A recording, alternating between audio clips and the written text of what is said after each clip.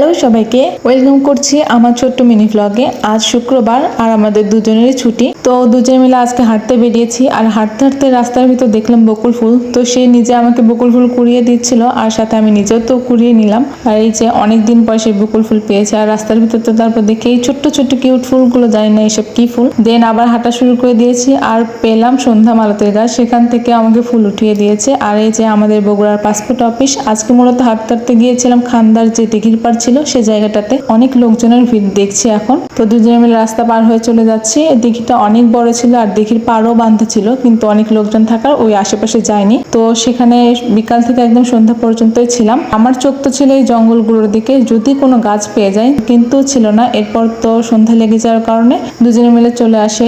আর আশেপাশে আমি চারও খোঁজ করেছি, কিন্তু চার দোকানগুলো সব বন্ধ ছিল, কোনো স্টলই খোলা ছিল না। এরপর তো বাড়িতে এসে মিল্ক টিটা বানিয়ে নিই। আজকের ভিডিও এই পর্যন্তই। তো চলো, তোমাদের সাথে দেখা হবে নেক্সট ভিডিওতে। আল্লাহ হাফেজ।